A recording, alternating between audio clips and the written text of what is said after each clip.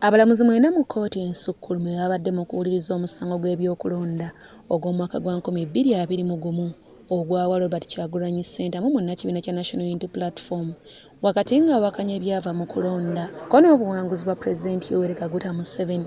Abalamuzi abadde emitambo gy'omusango guno ye Ssaabalamuzi Alfonso Owiny-Dollo nga yakulembeddemu abalamuzi abalala okubadde omulamuzi Stella Rach Amoko, Lubio Pio Awel, Esther Kisakye, Paul Mugambe, Faith Mwonda, Passy Night Tuhayise, Ezekiel Muhanguzi wamu ne Mike Chibita.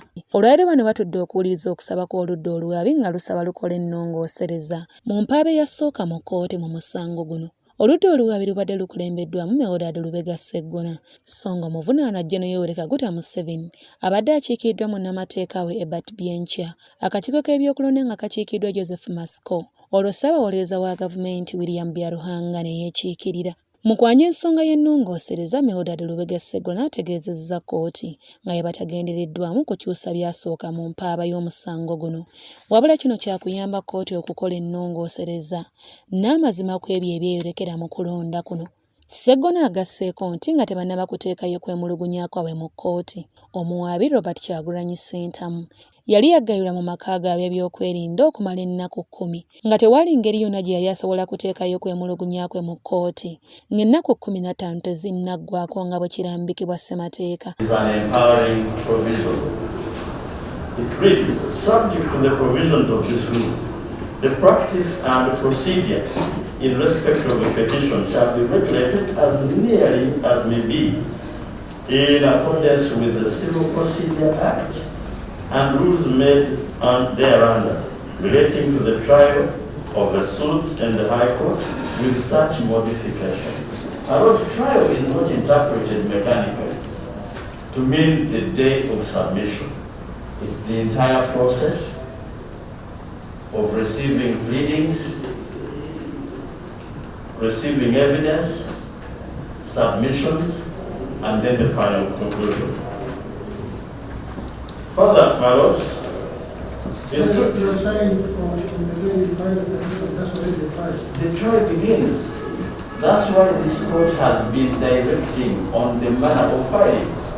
For example, as I submitted earlier, my lord, the applicant was under the impression that he is not required to seek leave before me. Mu kkooti y'emu munnamateeka Meodad Lubega Sseggona asabye okugobya ekirayiro kya Oscar Kiyika, munnamateeka w'ekibiina kya National Resistance Movement NRM, kubanga tewali kiwandiiko kyonna kye yaleese mu kkooti nga kiraga nti akiikirira omuvunaanwa Pulezidenti Yoweri Kaguta Museveni, wabula okusaba kuno kuwakanyiziddwa oludda oluwawaabirwa. Munnamateeka akakiiko k'ebyokulonda Joseph Masco ku lwa banne abalala nabo basabye kkooti obutakkiriza nnongoosereza ya ludda luwaabwe, bwe bategeezezza nti singa ennongoosereza zino zikkirizibwa kyandiremesa omusango okuggwa mu budde nga bwe kirambikibwa mu ssemateeka. The first provision of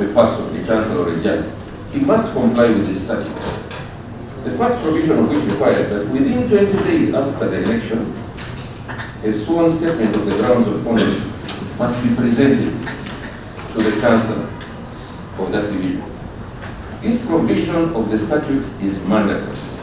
Yakulembeddemu bapulida b'omuvunaanwa Pulezidenti Yoweri Kaguta Museveni ebibadde ategeezezza kkooti nti singa bakkiriza ennongoosereza eno kyakubeera nga kivudde ebyo ebirina okugobererwa so nga n'obudde obuweebwa omuvunaanwa okuleeta omusango guno mu kkooti bwaggwako dda. Even if this court finds that it has the right to amend, it cannot allow any amendments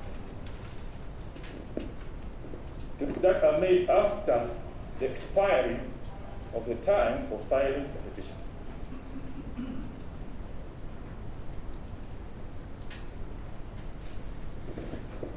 The time for filing a petition is provided by Article 104. So Article 2 is 15 days.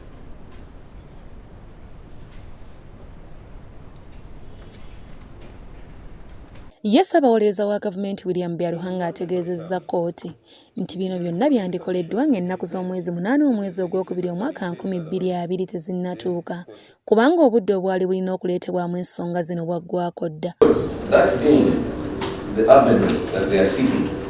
It is our submission that this proposed procedure under Order Rule 6/1920 can only be adopted relating to the bribe of the presidential electoral commission. Ono era yeesigamye ku musango gwa Amama Mbabazi gwe yawaabira mu mwaka gwa 2016 ng'awakanya ebyava mu kulonda, bw'ategeezezza nti kkooti yali yakola dda ennongosereza mu nnaku ezaateekebwawo okulaba ng'omuntu yenna ateekayo okwemulugunya mu kkooti oluvannyuma lw'ebiba bivudde mu kulonda. Oludda olubabi lukulembeddwamu munnamateeka Mildred Lubega Sseggona, Samuel Muyizzi Mulindwa, Anthony Wameri, Frederick Kalule, Kiwanuka Abdallah, Samuel Kakaire, Ssekanja Kabubeka wamu ne Ssekajja Ukasha. Akakiiko k'ebyokulonda kakiikiddwa munnamateeka Joseph Masco, Alfred Oriemu Okero, Harrison Byaruhanga ne Eric Sabbiiti. Nze Namamonde Deborah, wano ku kkooti ensukkulumu e Kololo.